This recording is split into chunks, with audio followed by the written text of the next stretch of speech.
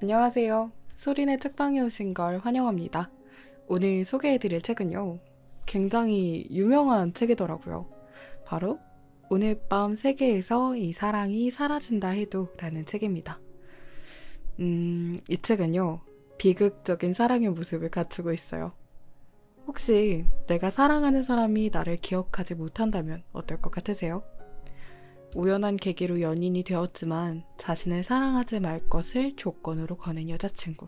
그녀에게는 그럴 만한 나름의 사정이 있어요.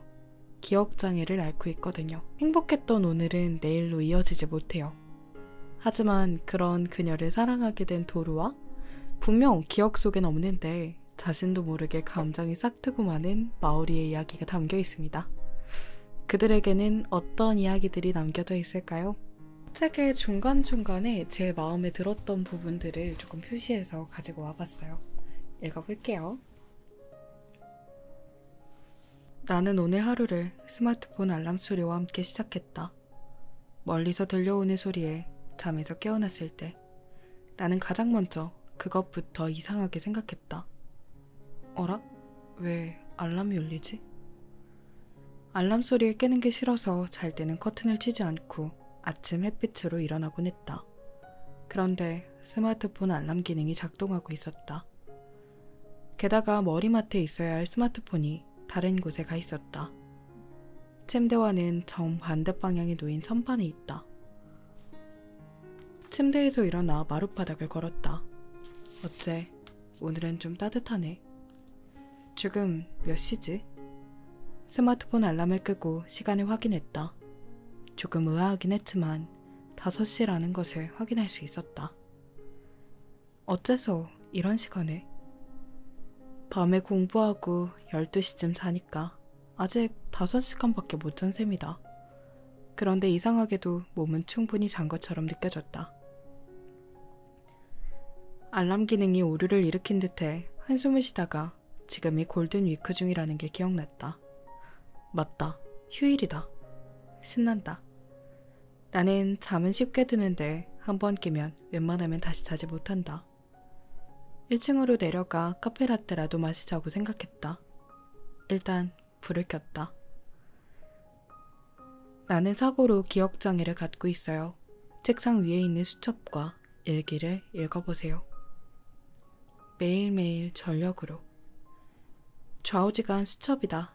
자, 책상 위를 봐라. 바깥은 어스름이 쌓여 있었다. 어슴푸레한 불빛을 밝힌 실내에서 나는 사방에 붙어있는 종이를 발견했다. 등골에 전율이 흐르고 기묘한 감촉에 사로잡혔다. 이게 뭐람. 낯선 말이 낯익은 내 글씨로 쓰여 있었다. 그제야 아까 스마트폰을 봤을 때 든 의아함이 생각났다. 서둘러 화면을 확인했다. 날짜가 이상했다. 어제는 4월 26일이었다. 골든위크 첫날이니까 똑똑히 기억한다. 그런데 날짜가 한 달 이상 건너뛰었다. 벽에 붙은 종이에 이상한 말도 쓰여 있었다. 사고? 기억장애? 혼란에 빠져 있으려니 복도에서 발소리가 들렸다. 시선을 돌리자 문을 노크하는 소리가 났다. 대답하니 어머니가 머그잔을 얹은 쟁반을 들고 약간 엄숙한 표정으로 들어왔다. 왜? 어째서? 의문은 많았지만 먼저 벽에 붙은 종이에 관해 물었다. 그러자 어머니가 거북한 듯 대답했다. 마오리, 넌 사고를 당했거든. 그래서 기억장애가 생긴 거야. 사고와 기억장애에 관해 자세한 얘기를 듣고 망연했다. 그제야 생각났다. 확실히 사고가 있었다. 어제 일어난 일이다. 하지만 다른 사람들에겐 그건 어제가 아니다. 벌써 몇십일 전이다. 말도 안 돼. 내 얼굴이 굳는 걸 알 수 있었다. 하지만 애써 전날에 있었던 일을 떠올리려 해도 사고가 났던 어제밖에 생각나지 않았다. 거짓말이 아닐까 의심했지만 어머니가 거짓말을 할 이유도 없었다. 다시 말해, 나는 정말 기억장애가 생겼다는 뜻인가? 솔직히 하나도 웃기지 않았다. 웃고 싶은데 웃을 수 없었다. 마음을 진정시키기 위해 의자에 앉아 어머니가 갖다 준 카페라떼를 마셨다. 좋아하는 계피가 든 카페라떼는 평소처럼 마음을 진정시켜주지 못했다. 나는 떨고 있었다. 그런 나를 어머니가 괴로운 듯 쳐다보았다. 내가 매일 하는 일이라고 어머니가 가르쳐줘서 과거에 내가 쓴 수첩과 노트를 읽어보기로 했다. 나는 매일 아침 그걸 읽기 위해 일찍 일어나는 모양이다. 그 때문에 밤에는 늦어도 10시에 잠자리에 든다. 어머니도 나에게 맞춰 생활 리듬을 바꾼 듯 했다. 아래층에 있을 테니 궁금한 게 있으면 내려오라는 말을 남기고 어머니는 나를 혼자 있게 해주었다. 책상 위에 놓인 수첩으로 시선을 돌렸다. 처음 보는, 하지만 내가 좋아하는 듯한 심플한 디자인의 수첩이었다. 바인더식이라 페이지를 추가할 수 있는 데다 옆으로 조금 삐져나온 인덱스로 항목을 한눈에 알 수 있었다. 어머니 말에 따르면 평소엔 스마트폰에 메모하고 필요한 것을 수첩에 정리한다고 했다. 수첩이면 데이터가 날아갈 염려가 없다고. 머뭇머뭇 수첩에 손을 뻗었다. 첫 항목은 중요라는 제목이 달려 있었다. 내가 사고를 당한 것, 장애의 증상, 부모님과 이즘이, 학교 선생님만 그 사실을 안다는 것 등 중요한 얘기가 쓰여 있었다. 나는 장애가 있다는 말을 다른 학생들에게 하지 않은 모양이다. 이유도 쓰여 있었다. 기억장애에 관해 상의하자 학교에서는 나라에서 정한 장애자 특례에 의해 출석 일수만 채우면 졸업을 인정해 줄 수 있다고 했다. 그때 기억장애의 위험성도 지적한 모양이다. 생각지도 못했는데 기억장애라는 소문이 퍼지는 것은 위험한 일이었다. 어떤 일이 일어나도 나는 그것을 기억하지 못한다. 잊어버린다. 누구에게 무슨 일을 당해도 하루가 지나면 학교 내에 소문이 돌면 다들 나를 구경하겠다고 교실로 찾아올지도 모른다. 요즘 시대의 정보는 쉽사리 학교 밖까지 퍼진다. 물론 세상에 나쁜 사람만 있는 것은 아니다. 좋은 사람도 많다. 알게 되면 반 아이들은 분명 신경 써줄 것이다. 하지만 아무에게도 말하지 않는다는 보장은 없다. 사건이 일어난 다음에는 늦는다. 그런 공포가 하루하루 내게 정신적 부담이 될 수 있다. 의사도 최대한 스트레스를 줄이고 재미있게 지내 정신을 안정시키는 게 중요하다고 말한 모양이다. 그런 사정이 있어 나는 이즈미를 제외하고 다른 사람들과는 관계 맺는 걸 되도록 피하고 있다고 한다. 중요라고 쓴 페이지를 확인하는데 숨이 막힐 것 같았다. 활짝 열려있던 미래가 갑자기 닫혀 어둠 속에 내버려진 기분이었다. 중간에 그만 읽고 싶어졌다. 사실의 무게에 마음이 꺾일 것 같았다. 하지만 외면하지 않았다. 작은 희망 비슷한 어떤 것 또한 중요라고 쓴 그 페이지에 있었으니까. 이런 상태이긴 하지만 애인이 생겼어. 수첩에 남자친구님 항목과 5월 27일 이후의 일기를 읽어봐. 남자친구님에 관해 쓰여 있어. 수첩에 쓰인 그 말을 다시 바라보며 얼마 동안 생각에 잠겼다. 나한테 남자친구가? 어째서? 이런 상태인데 대체 어떻게 된 거지? 용기를 내어 먼저 수첩에 남자친구님 페이지를 폈다. 상대방은 다른 반 남학생인 가미야 도르라고 했다. 접점이 없으니 잘 기억나지 않았다. 살패치고 호리호리한 애였던 것 같다. 수첩 내용으로는 사진과 동영상도 스마트폰 전용 폴더에 있는 모양이다. 스마트폰을 보니 그 애가 맞았다.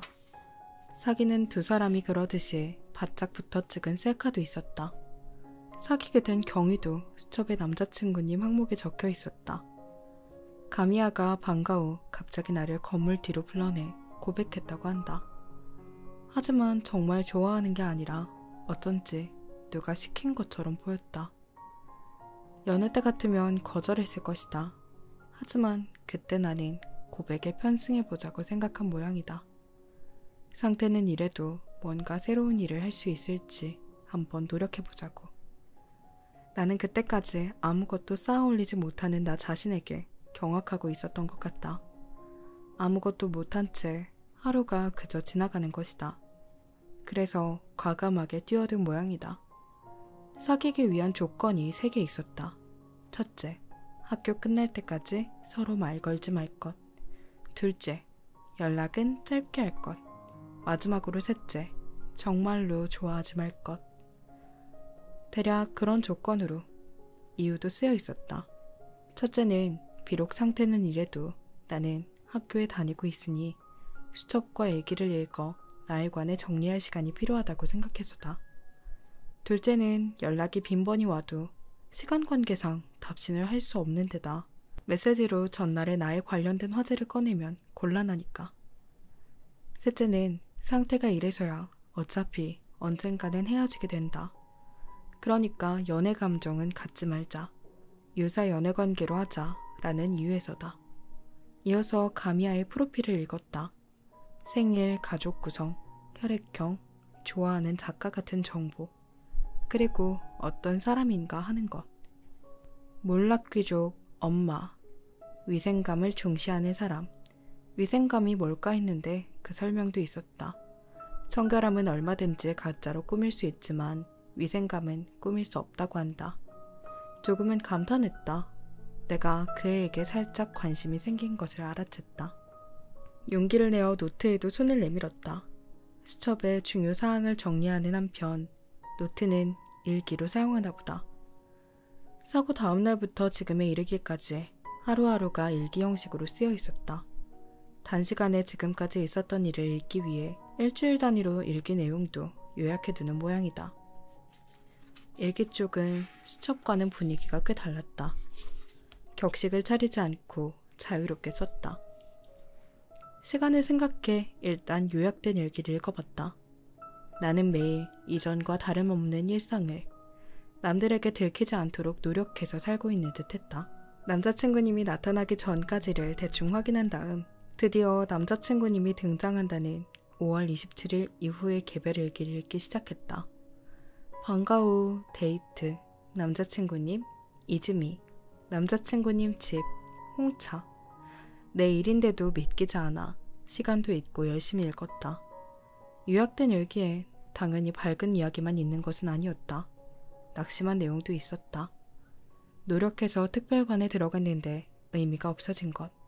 친구 관계에 관한 것. 좀처럼 좋아질 줄 모르는 기억장애. 그런데 남자친구님이 등장한 뒤로는 긍정적이고 즐거운 내용만 적혀 있었다.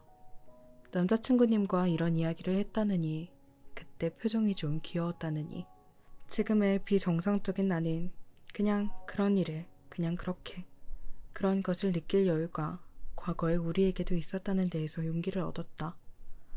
어느새 해가 떠 눈 깜빡할 새 아침 7시가 되어 있었다. 직시해야 할 기억장애에 대한 공포가 아주 조금 줄어 있었다. 2층에 있는 내 방에서 거실로 내려가자 아버지가 신문을 읽고 있었다.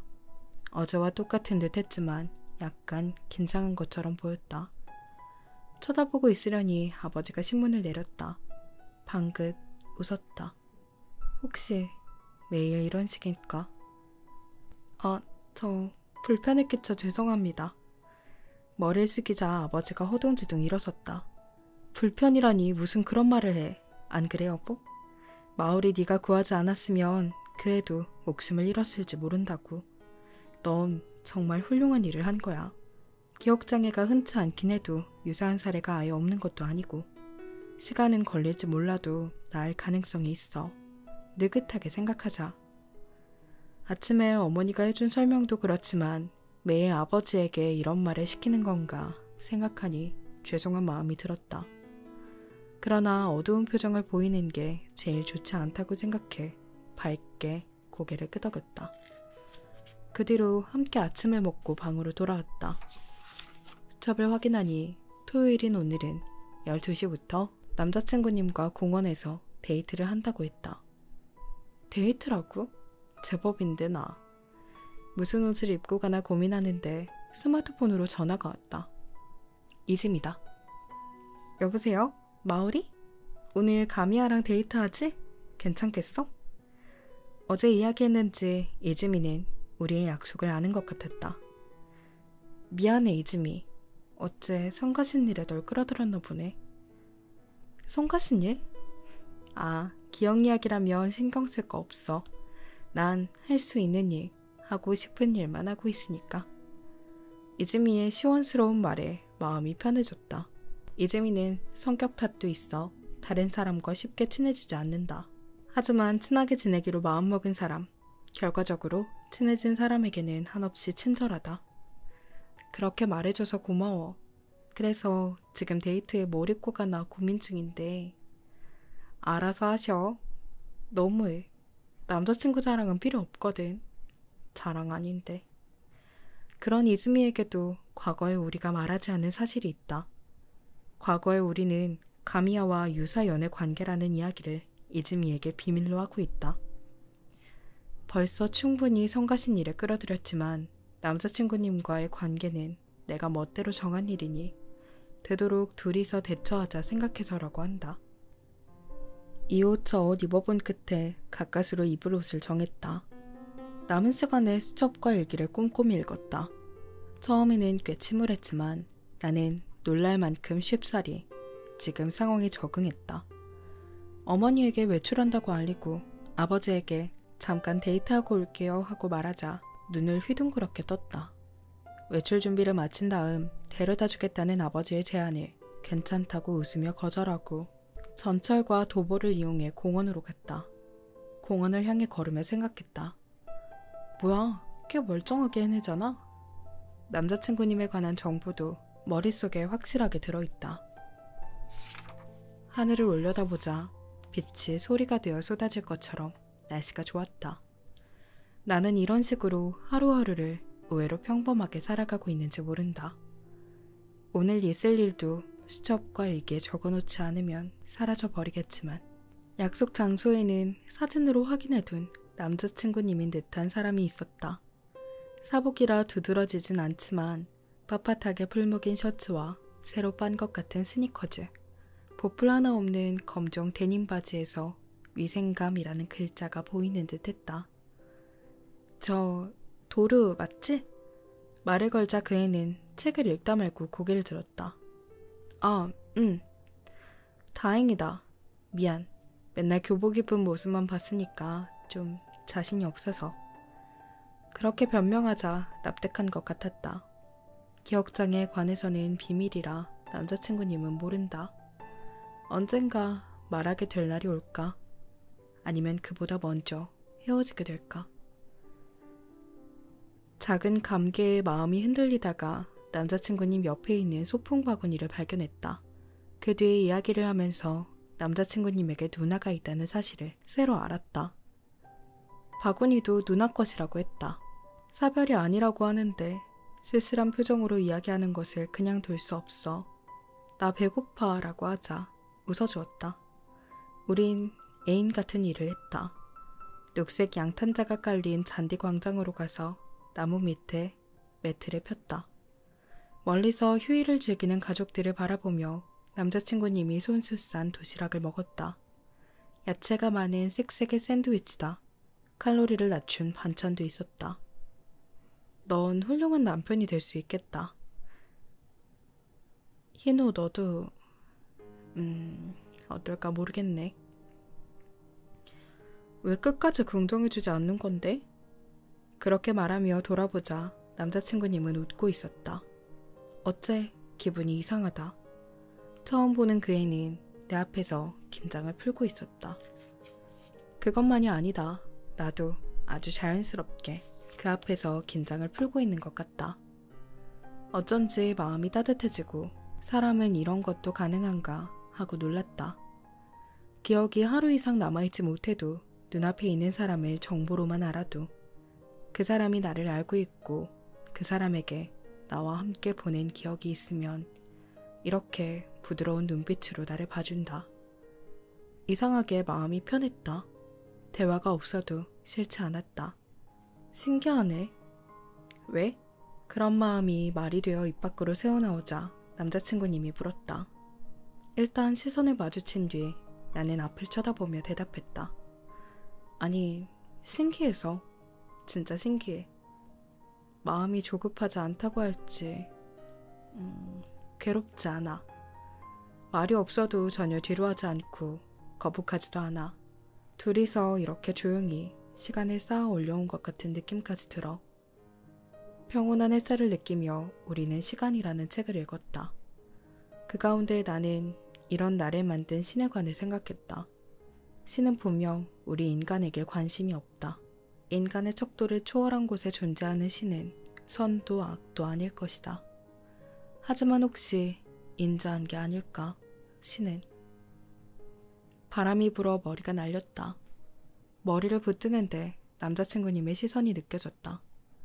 알아차렸을 때는 이미 그 애가 말하고 있었다. 널 좋아해도 될까? 나는 천천히 그 애를 돌아보았다. 가미야 도르는 진지한 표정으로 나를 보고 있었다. 울고 싶은 심정으로 생각했다.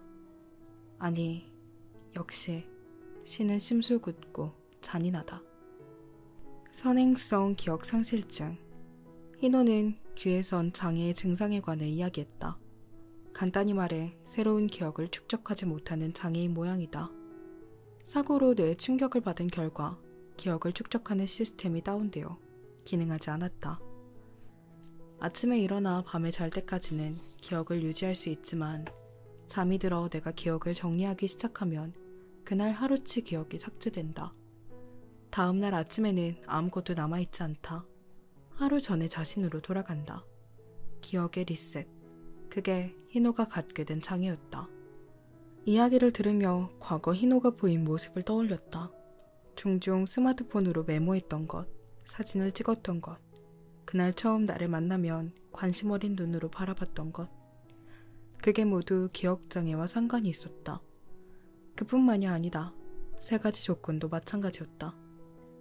수첩과 일기를 써서 기억을 짜맞추고 있다는 설명을 마쳤을 때 희노는 울 것 같은 표정이었다. 나는 그런 그의 모습을 망연히 바라봤다. 희노는 말할 생각이 없었다고 했다. 이상한 일에 끌어들여 미안하다고도. 이상한 일? 내가 묻자 희노의 얼굴이 흐려졌다. 이상한 일이라니 뭐가? 좋아하지도 않는데 고백했다고 네가 미안하게 생각하는 걸 이용해서 이런 나도 뭔가 새로운 게 가능하지 않을까 하고 사귀기로 한 거. 그것도 내 잘못이잖아. 거짓으로 고백이나 하고. 그게 오히려 그러니까 뭔가 명랑한 말을 하고 싶었는데 말이 잘 나오지 않았다. 희노의 얼굴은 여전히 어두웠다. 그런 표정 짓지 않아도 되는데 웃는 얼굴이 좋은데. 기억장애에 관해 또 아는 사람이 있어? 가까스로 쥐어짠 말은 그런 의문문이었다. 난 아까부터 질문이나 부정하는 말밖에 하지 못했다. 그리고 희노는 계속 얼굴을 들지 않았다. 이즈미랑 아버지, 어머니, 그리고 학교 선생님. 아는 사람은 몇 안 되는 모양이다.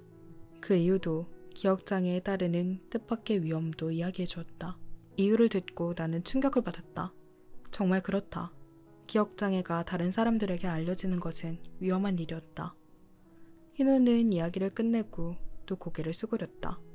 하지만 나는 희노가 미안해하기를 바라는 게 아니었다. 질문만 하고 싶은 것도 아니었다. 비록 가짜라곤 해도 남자친구로서 내가 뭘 할 수 있을까? 그걸 생각해 실행해야 한다. 그 답을 나는 이미 알고 있었다.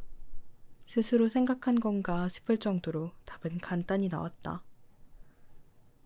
뭐랑 기침은 숨길 수 없다는 격언 알아? 스모커아가 한마디 생각났다. 계기는 뭐였을까? 웃을 일이 많지 않은 생활 속에서 희노의 웃는 얼굴이 특별하게 보였기 때문에. 희노가 예뻐서? 뭔가 비밀이 있다는 것을 눈치채고 희노를 좋아하는 마음은 호련히 나타났다. 의식하고 나니 희노밖에 눈에 들어오지 않았다. 오늘 일도 수첩과 일기에 써놓지 않으면 내일의 넌 모르는 거지? 오늘 아침에 그랬던 것처럼 잠에서 깨면 전날 사고를 당한 나로 돌아가 있으니까 써놓지 않으면 도루? 비로소 희노가 얼굴을 들었다. 지금까지 살면서 크고 작은 여러 감정을 겪었다. 기쁨과 고뇌, 슬픔, 평온함. 하지만 지금처럼 개운한 감정은 못 찾을 것 같다. 나는 또 나 자신을 놀라게 할 수 있었다. 너와 있으니까, 너와 있고 싶으니까.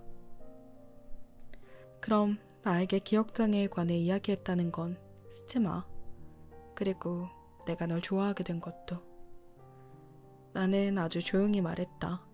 물음표는 버렸다. 희노는 놀란 얼굴이었다. 나는 억지로 웃으려 했다. 규칙을 어긴 건 나니까. 혹시 말인데 희노 네가 아직 내가 가짜 남자친구라도 괜찮다고 생각한다면 내가 널 좋아하는 건 모르는 편이 낫잖아? 병역관에서도 원래는 가르쳐줄 생각이 없었다면 나한테 말한 것 때문에 조금이라도 불안하다면 잊어버리는 편이 낫지. 나도 앞으로 모른 척 할 테니까. 어때? 희노는 바로 대답하지 않았다. 표정에서 망설이는 게 느껴졌다. 그거 어째 나한테만 좋은 거 아니야? 그렇지 않아. 난 아주 짧은 기간 사이에 나를 바꿔버린 것에 대해 생각했다. 좋아한다는 마음을 나는 이해할 수 없었다. 다른 애들이 연애 이야기를 하는 걸 들을 때도 있었지만 그건 나와는 먼 세상 일이었다. 그런데 지금 자연스레 평범한 일처럼 그 애를 좋아하고 있었다. 웃는 얼굴이 시시한 농담을 하는 점이 자기답게 행동하면서도 남을 배려할 줄 아는 점이 좋았다. 좋아하게 된 이유는 얼마든지 있다. 첫사랑에 당황하는 기분조차 있었다. 하지만 그런 마음을 희노에게 다시 전할 순 없었다. 희노에게 부담을 줄 뿐이다. 난 너랑 사귀기 전까지 하루하루가 따분했어. 그러니까 가짜 남자친구라도 같이 있을 수만 있다면 오늘 일을 전부 없었던 걸로 해버리면 되지 않을까 싶거든.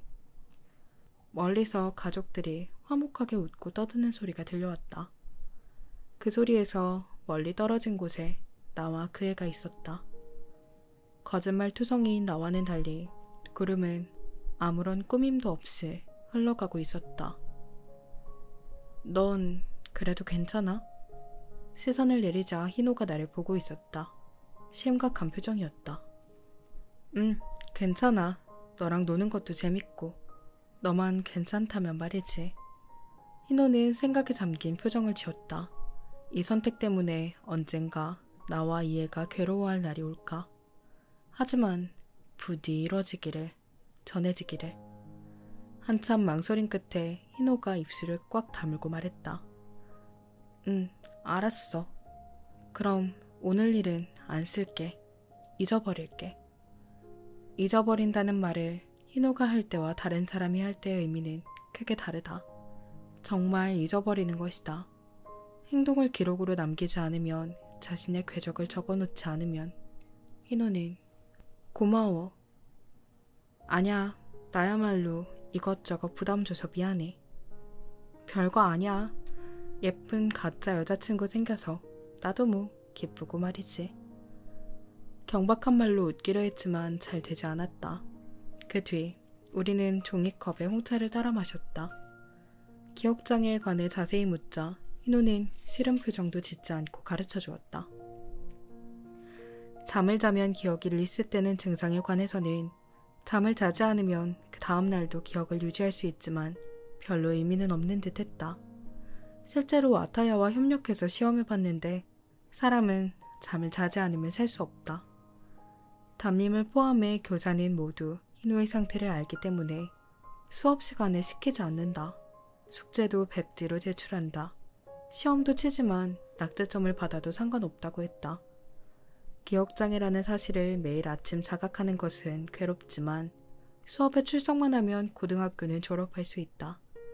그 다음 일은 아직 생각하지 않는다고 했다. 12시에 만났는데 조금 이르기는 해도 3시에 헤어지기로 했다. 나는 말했다. 꼭 수첩하고 일기에 쓰지 말아야 해. 쓰면 내가 다 알아볼 거야. 넌 꽤 표정에 드러나니까. 괜찮아. 희노는 지금까지 본 적 없는 여린 표정을 짓고 있었다. 인생이라는 무수한 페이지 중 한 장인 오늘의 희노. 도루, 오늘 고마워. 역시 넌 참 다정한 사람이구나. 내가 다정하다고? 글쎄, 정말 그럴까? 아냐, 나야말로 즐거웠어. 내가 널 좋아하면 널 힘들게 하는 걸까? 그렇게 물으려고 했지만 결국 묻지 못했다. 뒷말을 기다리는 희노 앞에서 고개를 흔들었다. 아무것도 아니야. 역까지 바래다 줄게. 희노를 바래다 준 뒤 나는 가벼워진 바구니를 들고 집에 가려 했다. 하지만 아버지는 오늘 내 데이트에 관해 알고 있다. 집에 일찍 들어가 어두운 모습까지 보이면 아버지가 걱정할지 모른다. 다른 공원으로 가서 벤치에 앉아 책을 읽었다. 글자가 머리에 들어오지 않아 몇 번씩 같은 줄을 읽었다. 대체 얼마 동안 그렇게 머리를 공전시켰을까? 5시가 되자 황혼을 알리는 음악이 들려왔다. 좀처럼 가지 않는 상점과 정육점에서 쇠고기를 사들고 집에 갔다. 아버지는 기쁜 표정으로 쇠고기 전골을 먹으며 오늘은 진도가 많이 나갔다고 말했다. 넌 어땠냐? 잠깐 정색하고 말았다. 도시락 맛있게 먹어주더라고. 그럭저럭 그렇게 대답하자 아버지는 또 기쁘게 웃었다. 그거 잘 됐구나. 너도 어서 고기 더 먹어. 이번에 신인상 타면 여자친구도 불러 파티하자, 도루. 아버지는 별로 세지도 않으면서 술을 마시고 일찍 잠이 들었다. 식기 등을 정리하며 나는 여러 생각을 했다. 좋아한다는 감정은 대체 어떤 의미를 갖는 걸까? 사람은 어째서 다른 사람을 좋아하게 되는 걸까? 다른 사람을 좋아하게 된다는 게 아프고 슬픈 일일 때도 있는데 의문에 대한 대답은 없이 설거지 소리만 그저 단조롭게 울렸다. 도르는 진짜 다정한 사람이에요. 그렇죠? 만약에 내 연인이 그런 비밀을 감추고 있었다. 내가 그걸 알게 되었다. 그래도 나도 저런 반응을 보일 수 있을까? 월요일 2교시 쉬는 시간. 시모코아가 없는 교실이 횡덩그렁하다고 생각하고 있으려니 시선이 느껴졌다. 교실 밖에 부르트간 표정을 한 와타야가 서 있었다. 언짢은 듯 팔짱을 끼고 있다가 내 시선을 알아채고 손짓했다. 아무런 감상도 떠오르지 않았다. 그런 상태로 복도로 나갔다. 앞장선 와타야를 따라 우리가 처음 대화를 나눴던 복도 구석으로 갔다. 문자는 왜 무시하는 건데? 와타야가 멈춰서서 돌아보며 물었다. 미안, 문자 보냈구나. 원래 휴대폰을 잘 체크하지 않아서 몰랐어. 아직 읽지 않았다는 거야? 가방 안에 있을 테니까 나중에 읽을게. 내용은 보지 않았지만 문자가 왔다는 것은 알고 있었다. 나는 왜 거짓말을 하는 걸까? 남일처럼 그렇게 생각하고 있으려니 와타야가 관자놀이 언저리의 머리를 쓸어 올렸다. 잘생긴 귀가 드러났다. 됐어. 그럼 의미도 없고. 마을이랑 무슨 일 있었어?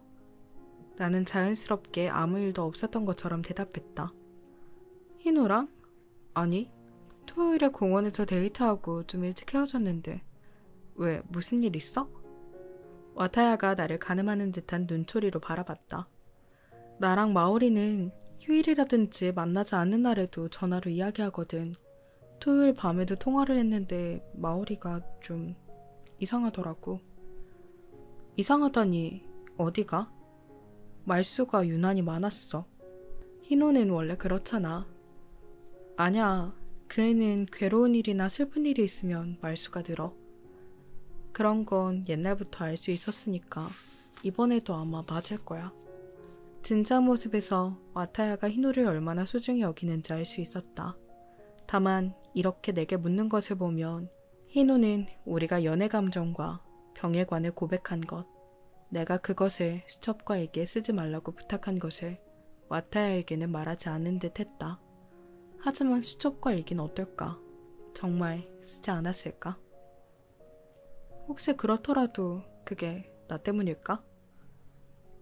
왜 이렇게 안이 꼽게 말하는 걸까?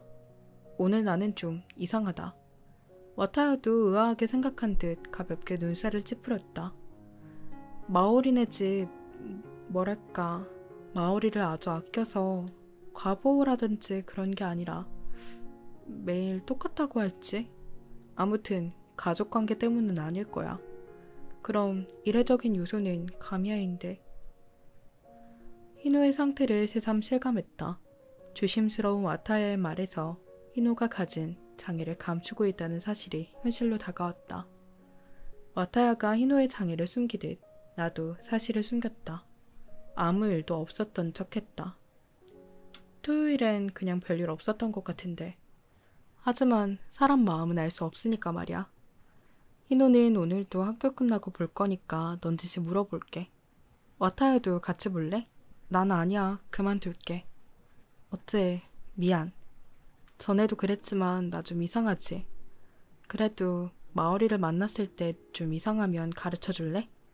아직까지 그런 분위긴 없지만 넌 마오리 남자친구고 직접 만나면 다를지 모르니까. 알았어. 2교시 쉬는 시간은 그렇게 끝났다. 다른 쉬는 시간은 특별히 할 일도 없어서 집에서 쓸 시간을 늘리려고 숙제도 하고 예습, 복습도 했다. 시모카가 없는 쉬는 시간은 방침이 정해진 것 같다. 녀석을 보니 나처럼 혼자 펜을 놀리고 있었다. 학교가 끝났다. 나는 모두가 가버린 우리 반 교실에서 희노와 재회했다. 우리 남자친구님 찾았다. 그 애는 내가 나라는 것을 10종 8구 사진으로 확인했을 것이다. 만약 여기서 나와 비슷하게 생긴 누군가가 나인 척하면 희노는 알아차릴까? 그런 부질없는 생각을 하며 희노를 맞이했다. 오, 마이 허니. 그런 거 싫어하는 거 아니었어? 희노는 그런 사소한 일까지 수첩에 적어놓나 보다. 확인하려는 뜻은 없었고 어떻게든 명랑함을 되찾으려고 한 말이었다. 분발해서 말해봤어. 그래서 얼굴이 그렇게 굳었구나? 희노는 재미있다는 듯 대답하고 내 얼굴을 유심히 쳐다보았다. 전에는 이 반응을 이상하게 여겼는데 이젠 아니다. 내가 같이 빤히 쳐다보자 희노가 의아한 표정을 지었다. 나는 부자연스럽지 않도록 조심하며 입꼬리를 올리고 말했다. 토요일. 응?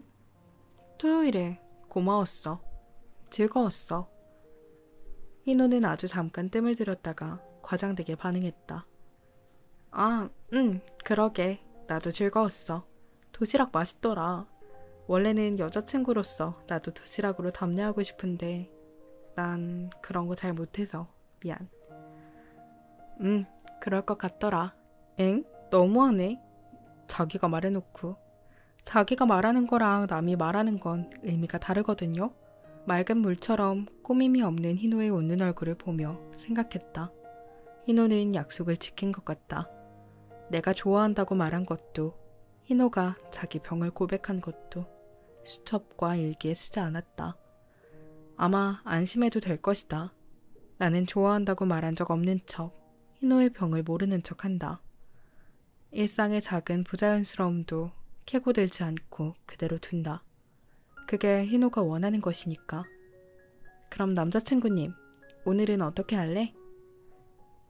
만나면 얼마 동안 남자친구님이라고 부르는 것도 이름을 부르는 게 익숙하지 않기 때문일지 모른다. 여자친구님은 뭐가 하고 싶으신데요? 나? 그거. 자전거 뒤에 타보고 싶어.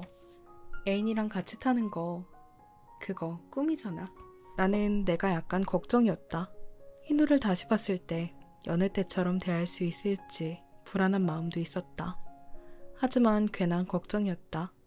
희노의 티 없는 말에 나도 모르게 웃고 말았다. 이제 그만 접어야 한다. 주말에 있었던 일을 질질 끌면 안 된다. 그게 내가 정한 길이 아닌가. 그러면 그 애를 계속 좋아할 수 있다. 옆에 있을 수 있다. 자전거 뒤에 타는 건 불법이니까 안 돼. 더 건전한 걸로. 그럼 교복 입고 데이트하는 건? 뭐 좋아. 그럼 학교 끝나고 어디 들를까? 패밀리 레스토랑. 바로 튀어나온 대답에 자연히 웃음이 피었다. 딱딱하게 굳어있던 것이 부드러워졌다. 그의 앞에 있으면 저절로 마음이 기뻤다. 그게 틀림없는 내 감정이었다. 유사 연애 관계라 해도 다를 것은 아무것도 없었다. 내 마음이 기쁜 것, 내가 희노를 좋아하는 것, 다를 게 없다. 이 마음만 있으면 희노가 나를 좋아해주지 않아도 된다. 선처할게요. 아차, 아니다. 돈 드는데 괜찮아? 물론 내가 먹는 건 내가 낼 거고 같이 가주는 데에 대한 답례로 내가 사도 되는데. 그건 괜찮아. 임시 수입이 있었거든. 그 밖엔 없어? 오락실에서 꽁냥거린다. 그건 안 할 거지만 인형 뽑기 같은 거 할 거면 좋아. 수족관에 간다. 그건 휴일에 가야겠네. 오케이. 놀이공원에 간다든지? 좋은데? 그리고 그거, 노래방. 와타야도 같이 가자고 하자. 둘만이면 안 돼? 방에 둘만 있는 거잖아. 어째 쑥스럽다고 할지. 몰라 기종님은 부끄럼쟁이였구나. 그러게. 또 뭐 없어? 도서관 데이트라든지 시험 공부도 같이 해보고 싶을지도? 희노가 해보고 싶은 게 그렇게 많다는 사실에 나는 놀라움을 감출 수 없었다. 희노는 밤에 잠이 들면 그날 있었던 일을 모두 잊어버린다. 하루하루를 쌓아 올릴 수 없다. 대체 얼마나 절망스러울까? 얼마나 괴로울까? 자기만 시간의 흐름에 따라가지 못하는 데다 미래까지 빼앗겼다. 그렇다면 내일의 희노가 조금이라도 일상을 즐겁게 느낄 수 있도록 희노가 쓰는 일기를 즐거운 추억으로 가득 채워주자. 그것을 읽고 내일의 희노들이 조금이라도 용기를 얻을 수 있도록, 조금이라도 미래에 대한 공포를 덜어줄 수 있도록. 꽤 많이 나왔네. 그럼 하나씩 해보자. 먼저 뭐부터 할까? 그래, 기왕 하는 거 오늘은 자전거 뒤에 타볼래? 내가 적극적인 어조로 말하자 희노는 놀란 듯 했다. 괜찮아? 그보다 너도 전철 타고 다니잖아. 자전거는 어디서 나? 새롭고 즐거운 일상을 시작하자. 그게 바로 희망일 것이다. 안 그래, 희노? 계획이 있던 나는 평소라면 짓지 않을 표정으로 씩 웃었다. 누군가를 좋아한다는 것은 마음이 풍족해지는 일이라고 말하듯이. 둘이서 인적이 뜸해진 학교 자전거 보관소로 살금살금 다가갔다. 나도 희노도 학교 다닐 때 전철을 이용하니까 그곳에 우리 자전거는 없다. 하지만 전에 같은 반 애에게 들은 이야기에 따르면 우리 학교 자전거 보관소는 관리가 엉성한 모양이다. 그 때문에 상급생이 졸업하면서 두고 간 건지 누가 훔친 건지는 알 수 없지만 자물쇠도 채우지 않고 방치된 자전거가 몇 대 있다고 한다. 희노와 분담에 열심히 그런 자전거를 찾아보았다. 시간은 조금 걸렸지만 그럭저럭 찾아냈다. 그렇지만 도루, 이거 바퀴에 바람이 빠졌는데? 나는 지금 내가 할 수 있는 일은 뭐든 다 하겠다고 진심으로 생각하고 있었다. 그렇게 해서 그의 일기에 즐거운 일을 늘려가는 것이다. 자전거를 발견한 것까진 좋은데 바람이 빠져 낙담한 희노에게 말했다. 안심해 희노, 네 남자친구가 얼마나 듬직한지 보여줄 테니까. 펑크가 난 거면 고치면 되고 그게 아니면 자전거 펌프를 빌리면 그만이야. 안 그래? 갑자기 웬일이래? 어째 믿음직해졌네? 나는 맡겨만 두라며 씩 웃었다. 희노와 함께 당장 조무원실에 가서 펌프를 빌려왔다. 그런데 타이어에 공기를 넣어도 금세 도로 빠졌다. 원래 펑크는 조무원에게 부탁하면 고쳐주는데 누구 것인지도 모르고 학교 스티커도 붙어있지 않은 자전거니 고쳐주지 않을 것이다. 그래서 내가 직접 고치기로 했다. 가위와 양면 테이프가 있느냐고 묻자 희노는 교실 선생님 책상에 있을 거야 라고 대답했다. 양동이는 우리 반 교실에 있다. 우리는 일단 각자의 교실로 돌아가기로 했다. 뭘 할 건데? 신발장에서 실내화를 꺼내 갈아 신고 둘이 복도를 종종 걸음쳤다. 걸음걸이 못지않게 들뜬 목소리로 희노가 물었다. 재미있는 거. 난 입꼬리를 올리고 짤막하게 대답했다. 교실 청소 도구함에서 양동이를 꺼내들고 복도로 나왔다. 복도 중간쯤에서 희노와 합류했다. 은밀한 계획을 꾸미는 인간 특유의 웃음을 짓자 그 애도 마찬가지로 웃었다. 중간에 양동이에 물을 담아 자전거 보관소로 서둘러 돌아왔다. 바퀴에서 타이어를 벗겨내 물에 담갔다. 공기방울로 펑크난 부분을 알 수 있었다. 그동안 희노에게는 내가 쓰던 클리어 파일을 일회용 반창고 크기로 잘라 한쪽 면에 꽉 차게 양면 테이프를 붙여달라고 했다. 나머지는 간단하다. 작게 자른 클리어 파일을 펑크난 부분에 붙이고 양면 테이프로 주위를 보강한 다음 타이어를 도로 바퀴에 끼웠다. 자전거 펌프로 바람을 넣었다. 이번엔 조금 지나도 바람이 빠지지 않았다. 타이어도 강도를 유지하고 있었다. 오, 솜씨 좋네. 굉장한데? 우리 남자친구님 굉장해. 난 으쓱거리며 손뼉을 탁탁 쳤다. 희노는 눈을 반짝이며 자전거를 보고 있었다. 가난뱅이 생활을 폼으로 하는 게 아니다. 이런 지혜는 그 밖에도 몇 개 더 있다. 그럼 희노, 시작해볼까요? 그렇지만 즐거운 일은 자전거를 고치는 게 아니다. 그 다음이다. 내 의도를 알아챈 희노가 흐물흐물 웃었다. 오, 그거 말이죠? 나도 웃음을 지었다. 네, 그거죠. 그러자 희노는 활짝 웃어 답했다. 달려라 달려, 야호! 우린 지금 통학로에서 떨어진 눈두렁길에서 자전거를 달리고 있다. 내가 안장에 앉아 있는 힘을 다해 페달을 밟고 있다.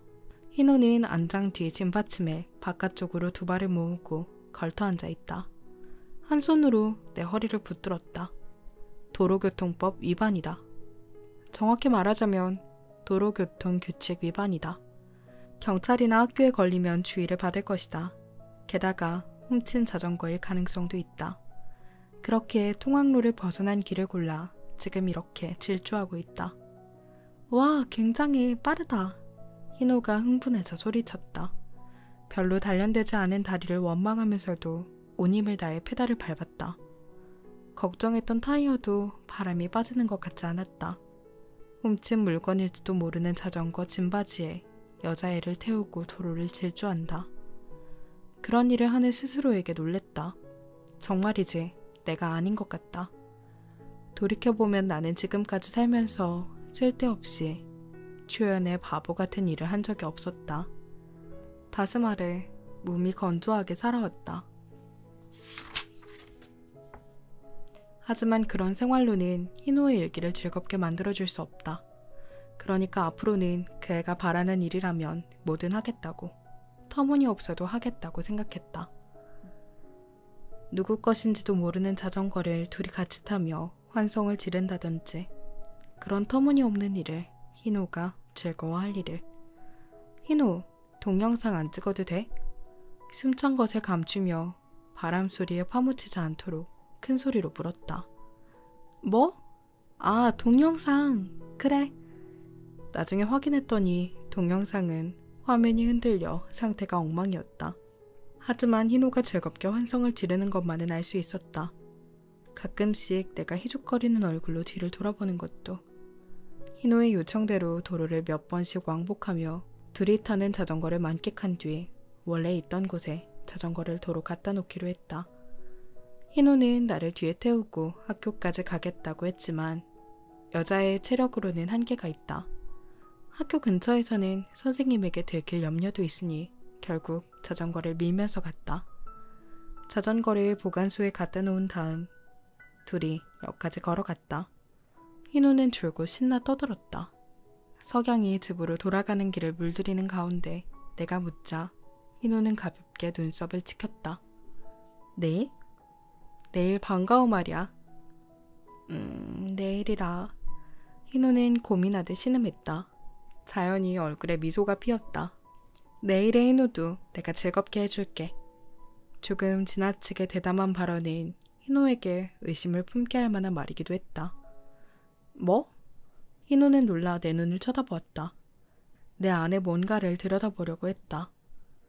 내가 왜? 하고 묻자 허둥지둥 눈을 피했다. 아, 아무것도 아니야. 어쨌든 내일 학교 끝날 때까지 생각해도 그때 가서 정해도 되고. 도루, 전이랑 좀 달라진 것 같아. 그 말은 다시 말해 수첩이나 일기에 적혀있던 내 인간성과 지금 나 사이에 차이가 생겼다는 뜻일까. 그 변화가 기뻤다. 오늘의 희노는 내가 자신의 장애를 아는 줄 꿈에도 모를 것이다. 글쎄, 순수하게 요새 너랑 노는 게 재밌거든. 그래서 좀 달라진 것처럼 보이는 게 아닐까. 그래? 사람은 참 흥미롭네.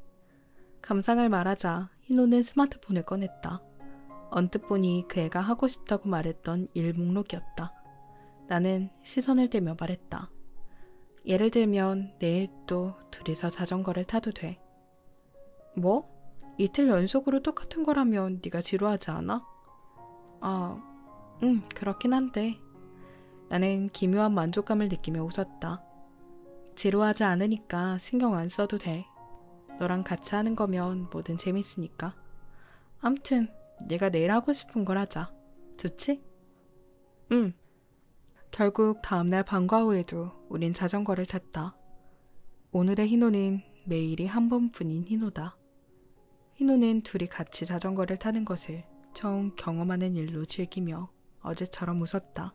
자전거를 고치는 수고가 줄어든 만큼 편한 것도 있었고 이틀 연속이라도 희노와 함께라면 실증나지 않았다.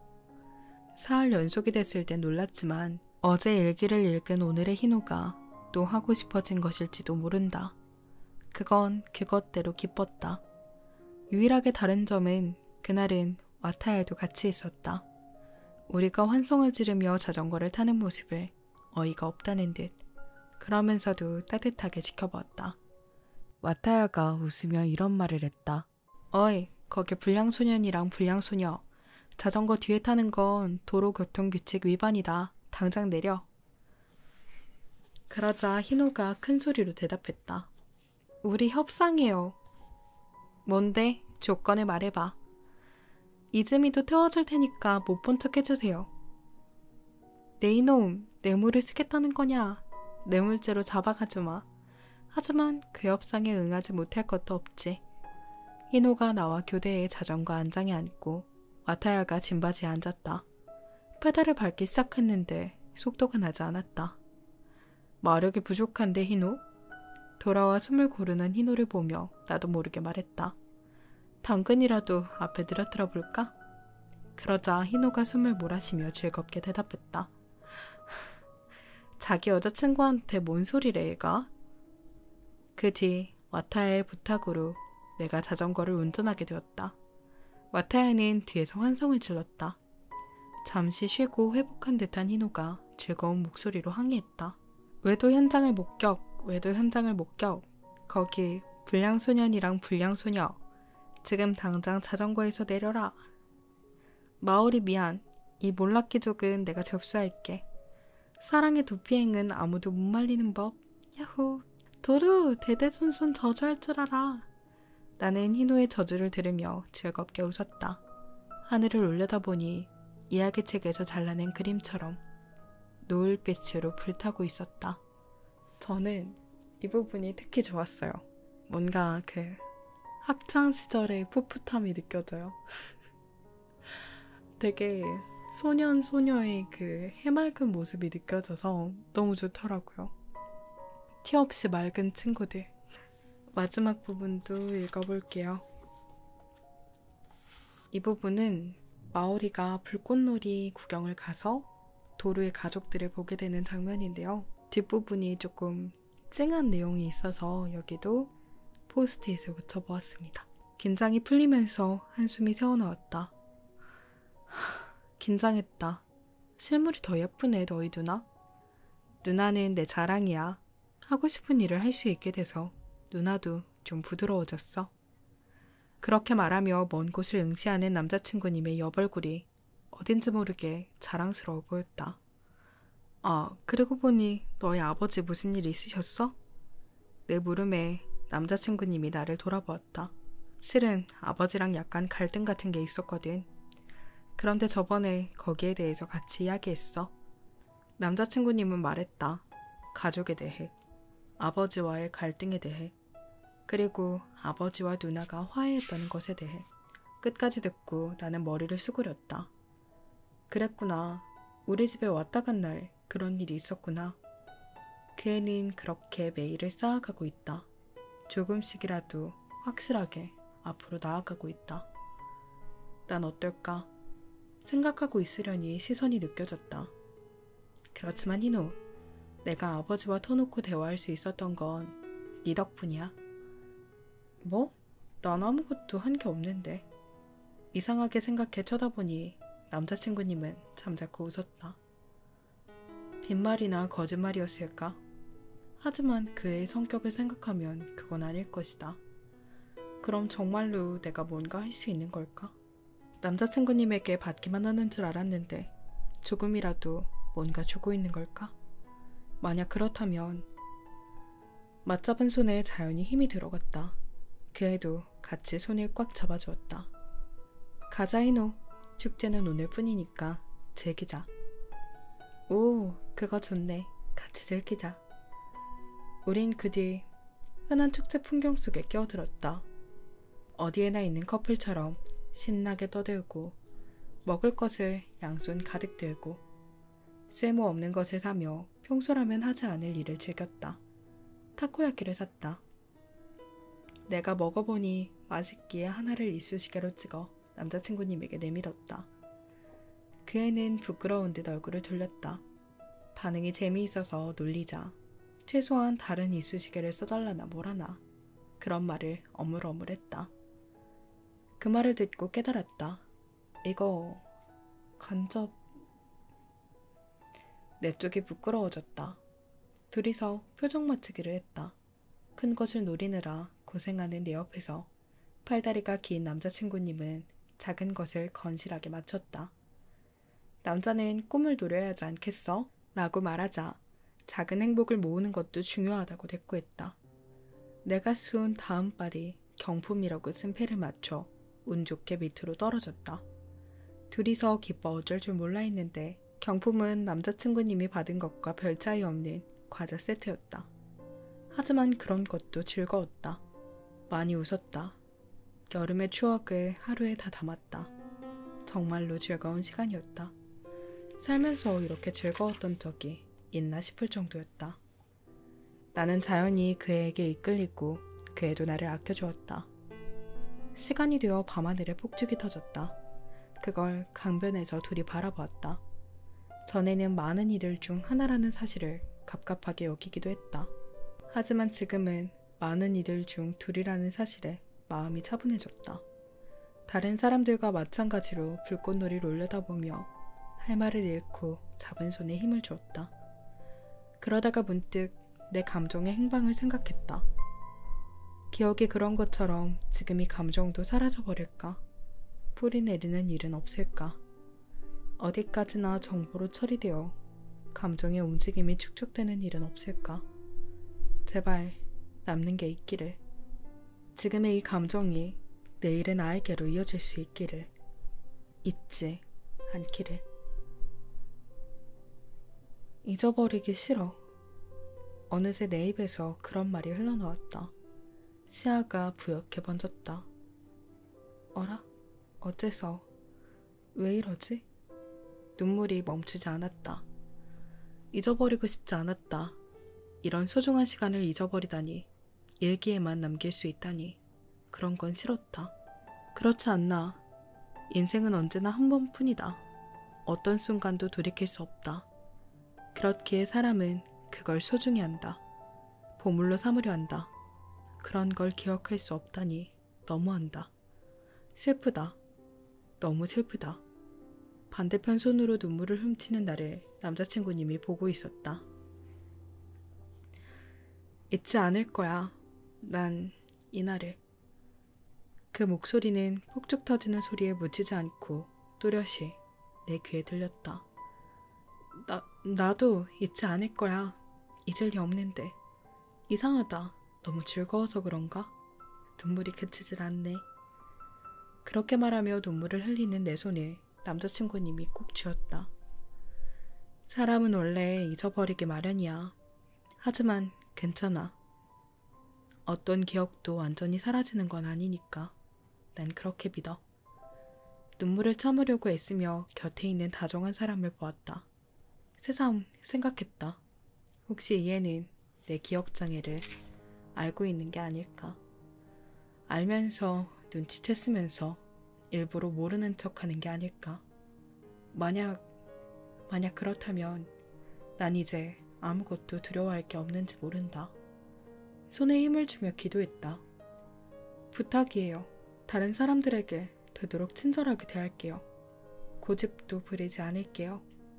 부모님께도 매일 감사드리며 살게요. 그러니까 앞으로도 이 애 옆에 있을 수 있게 해주세요. 제발 부탁이에요. 눈물이 앞을 가린 탓인지 순간 시야에서 그 애가 사라진 것 같았다. 불안해져 손에 힘을 주자 그 애는 그곳에 있었다. 손을 맞잡아 주었다. 괜찮아. 난 앞으로도 네 바로 옆에 있을 테니까. 그 목소리를 지워버리듯 밤하늘에 이루어질 수 없는 꿈의 꽃이 또 피었다.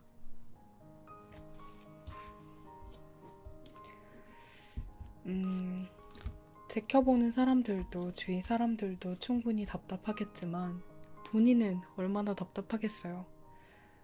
내가 얼마나 행복했고 내가 얼마나 슬펐는지 혹은 재밌는 일, 흥미로운 일이 있었는지 궁금한 게 생겼는지 그게 해결됐는지 어떤지 그 어떤 기억도 내일의 나는 기억할 수 없어요. 그저 오늘 반짝 타올랐다가 사라지는 기억이 되겠죠? 아마 자신이 제일 슬플 거예요. 그런 일기를 바라보면서 더 공허함을 느낄 거고요.